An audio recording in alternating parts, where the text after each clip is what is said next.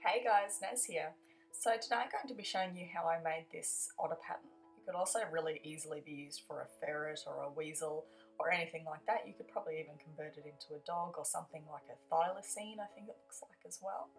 But anyway, there's a couple of things in this pattern that are a bit interesting that I haven't covered before, and that's sort of these wide paddle-like paws and also having the tail that integrates into your quadruped pattern.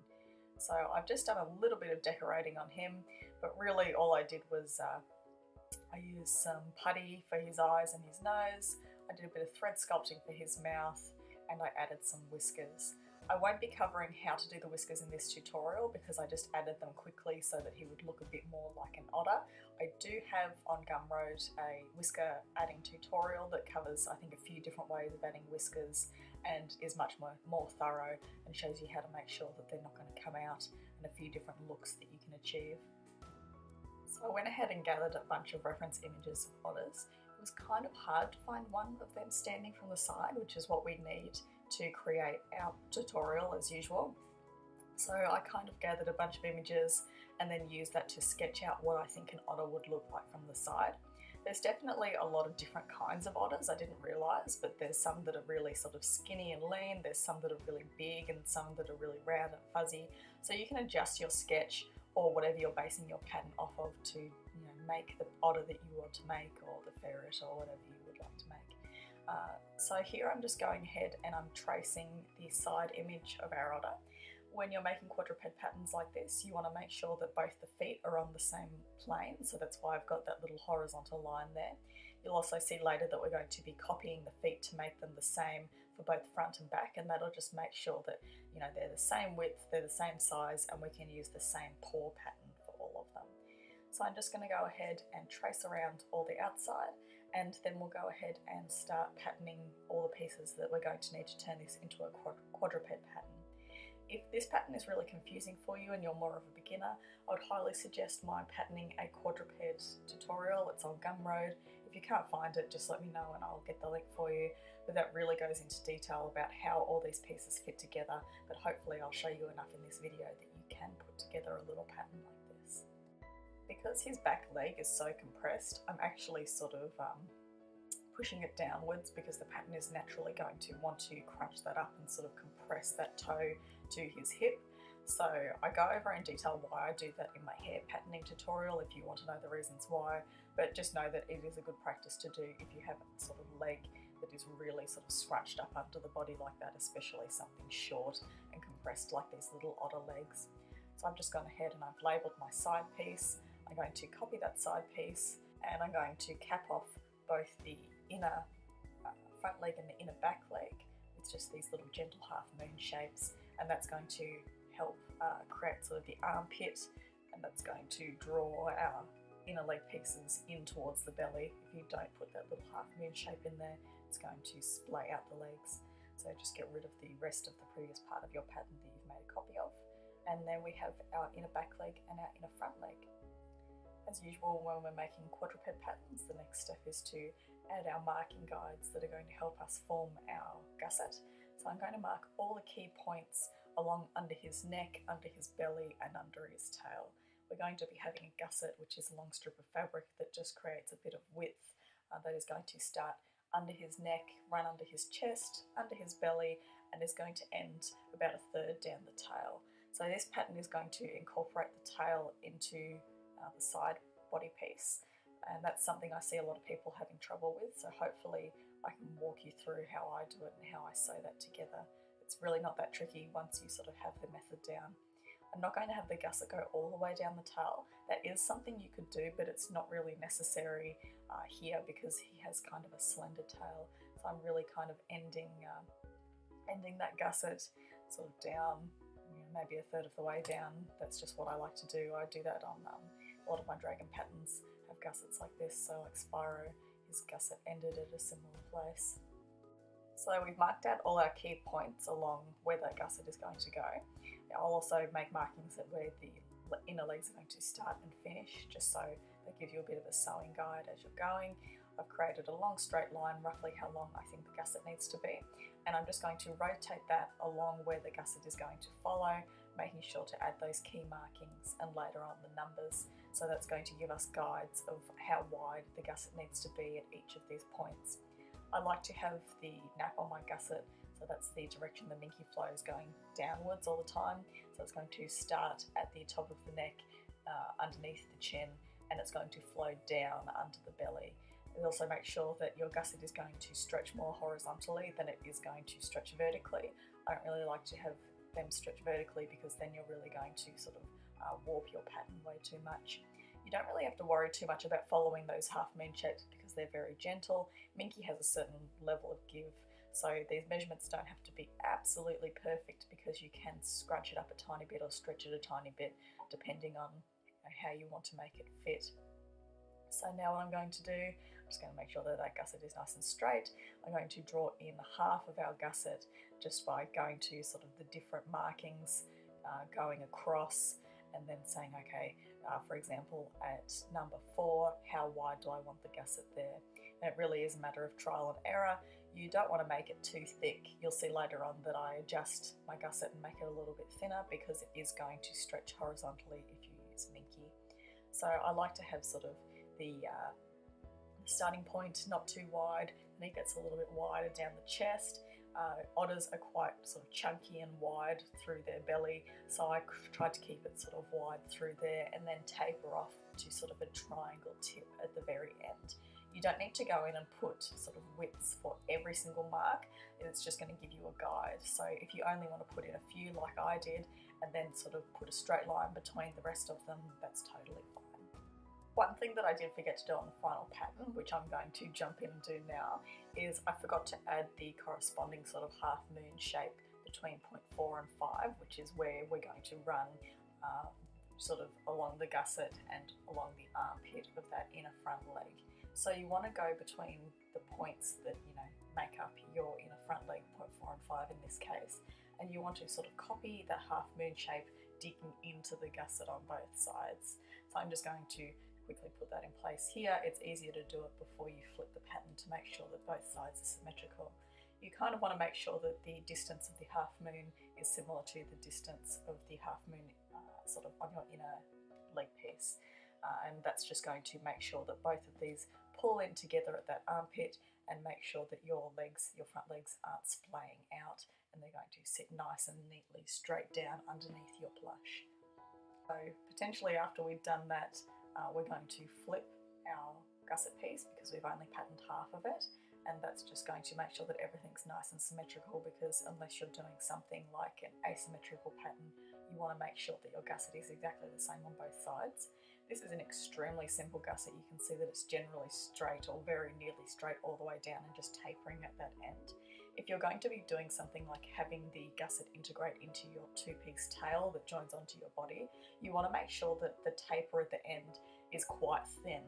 If that piece is too bulky, sort of that triangle shape at the bottom, it's really going to make your tail a strange shape and it's going to interfere with sort of that merging of these 3 separate pieces. So you want to have a taper in from a fairly early stage. So I think I started tapering it at the back of the back leg, and you want to have it get fairly skinny as it gets to that point where it's going to stop abruptly about 1/3 of the way down the tail.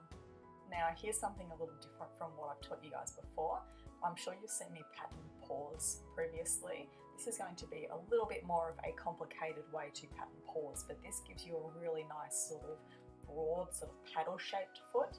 I've done this on a lot of Pokemon like Feraligatr, some dragons, things like that.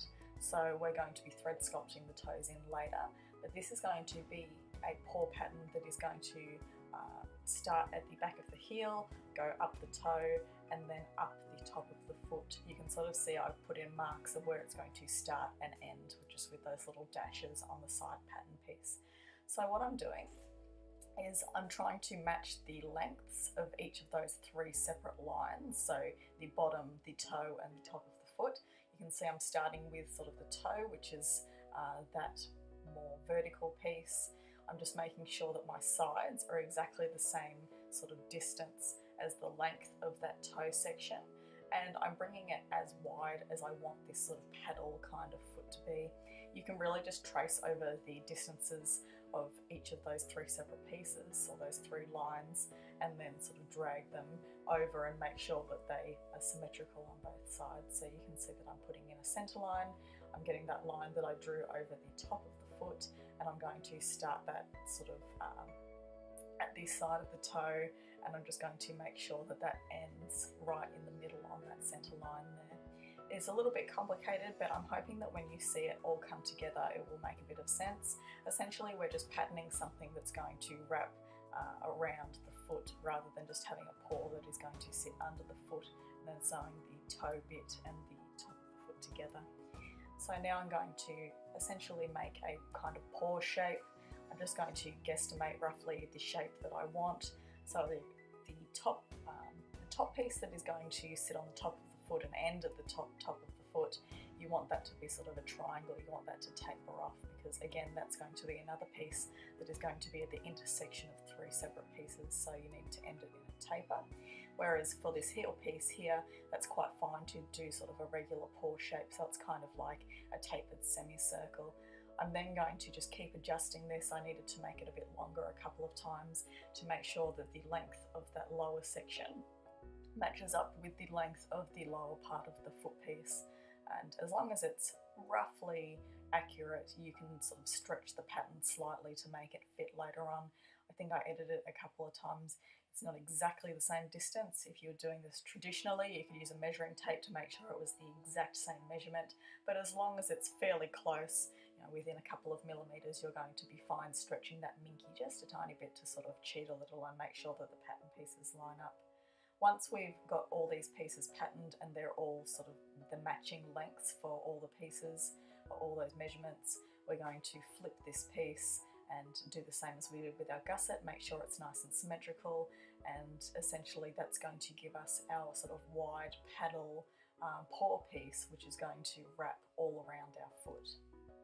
So you can see the upper third matches the upper part of the foot, that toe section matches the length of the toe section, and that heel paw section matches the length of the bottom of our foot piece. And because we made sure that our feet are the same sort of shape and size on the front and the back, that means that we can use this paw pattern for every one of our paws, which makes things much, much easier. So now I'm just going to separate all our pieces onto a printable piece of paper, making sure that they're all aligned nicely. I've marked the nap on all of them. Generally, when in doubt, just make your nap go down. I really don't change that up much, really at all. I don't really think there's any need for it in most cases, unless you're doing sort of something really complicated like directional fur and you want it to go a very specific way, like on a face or something if you're making a realistic animal. So now we're going to start patterning the head. The head's quite a simple pattern. I'm going to add a couple of little different things on it. I've traced out just a general sketch of the side shape of an otter's head. It's kind of like an egg with the top cut off. I've gone ahead and I've marked, as we did with the body, all the key points that our gusset is going to align with. I'm going to have the gusset go all the way around the head to keep things simple. Also, otters have quite a wide head, so I wanted to make sure that we're going to have that width from the gusset all the way around. You can see that I'm making just sort of this little triangle shape where I'm going to start and finish the gusset. I like to start and finish the gusset in an area that's going to be covered up by another piece of the pattern. And since our neck is going to join to the back of the head, I'm going to start and end our gusset at the back of the head. It's then going to travel from that point 1 up the head to point 2, down to point 3, point 4, point 5, and then finish again at point 1. So we're going to really repeat the same gusset patterning process, really the exact same every time you're patterning a gusset. This one's going to be a continuous gusset, so we need to make sure that our start and end points are exactly the same width. We're going to follow the process that we did before. We're going to drag our gusset at the starting point along around our pattern as it's going to curve around that head, and we're going to mark in the different key points, so point 1, point 2, point 3, point 4, point 5.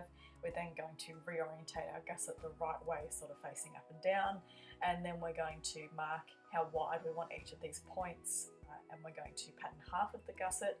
Once we're happy with that and we've joined all those points, making sure that the start and end of the gusset are the same width because they're going to be sewn together to create like a loop, then we're going to flip our gusset, making sure that it's perfectly symmetrical on both sides, so our head is nice and balanced and looks really nice.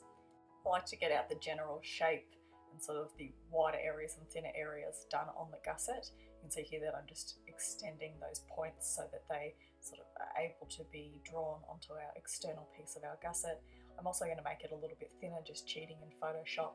It doesn't really matter if you change it a little bit as long as you're not changing it too extremely.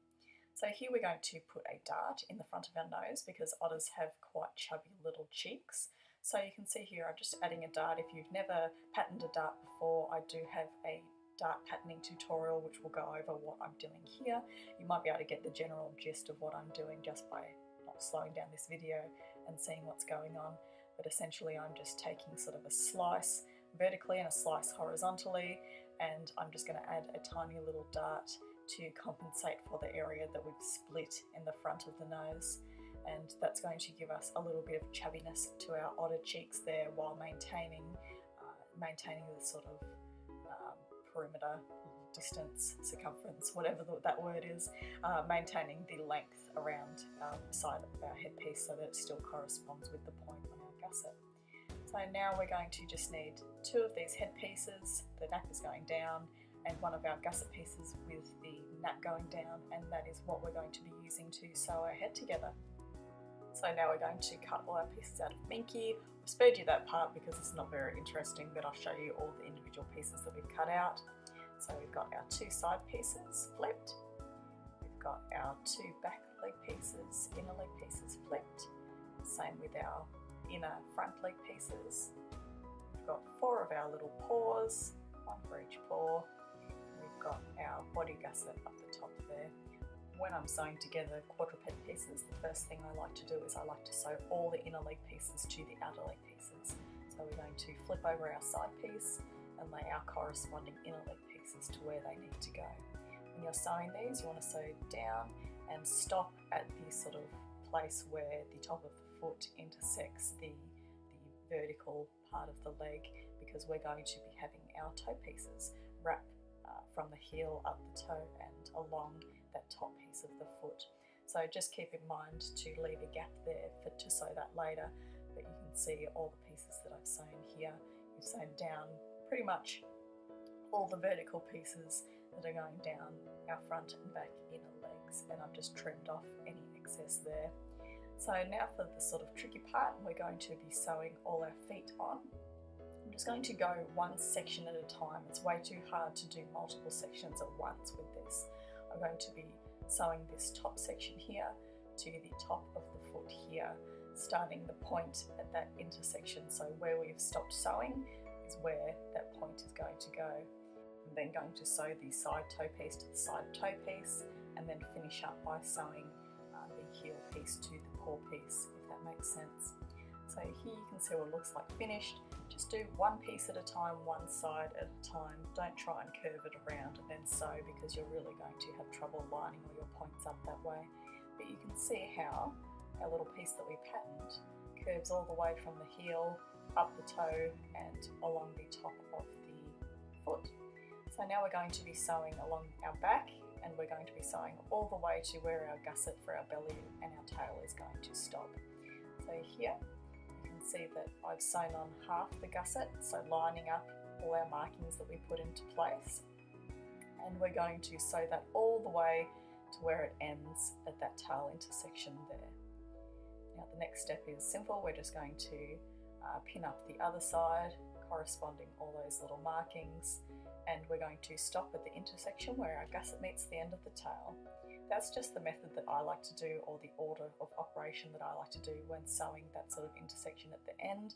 I find that if you do any other sort of order, you can get sort of a weird lump or bump where that intersection is, but that's just how I do it and I get good results. So if you want to try something different, then go for it, but I can't guarantee the result will be the same. So essentially this is our body pattern all done. Now we're going to sew our head. So we're going to sew our gusset where it starts and finishes together. You can leave a little gap for stuffing.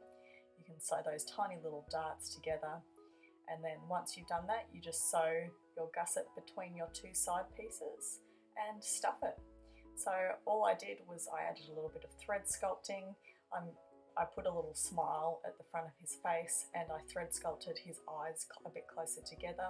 I do have a tutorial on thread sculpting eyes. I don't think I have one yet on thread sculpting mouths. I can do one if you guys want, but there's so many on YouTube already for free. I don't really know if there's a point in sort of getting my take on it. If I was making this pattern again, I'd probably put some weighted beads in his tail or his rump, because he is fairly front heavy with that long body and heavy front head and long neck. So you can see as he sits, because we sort of lengthened his feet outwards, it compresses them down when he sits down on them, and that gives sort of that nice little sort of short stubby leg at the back. I've had thread sculpting on his toes. You can see that sort of nice broad kind of foot paddle kind of shape. You can see where our gusset intersects with our tail. It's really nice and sort of there's no lumps or bumps anywhere. And I just added a little bit of decoration. I also sewed a couple of little ear shapes. Really, I just traced like a rectangle with a curved edge and sewed those together for his ears and pinned them on. I'll draw up a quick sketch of something similar to include in the pattern. But anyway, I hope you guys learned a lot from this tutorial. I covered a couple of different things that I haven't covered in animal patterning tutorials before. Again, if you find this too difficult, definitely check out my quadruped patterning tutorial that goes over all the steps in a bit more detail. If you want to make this pattern a bit more detailed, you could go in and look at my dart patterning tutorial, maybe add some darts on his hips. Or you could also look at my thigh patterning tutorial. You could give him a bit more of a 3D back leg if that's what you wanted to do. But if you have any questions, don't be afraid to send me a message on Patreon or social media, and I'll try and help you out as much as I can. I hope you learned a lot in this one, and I'll see you in the next one. Bye!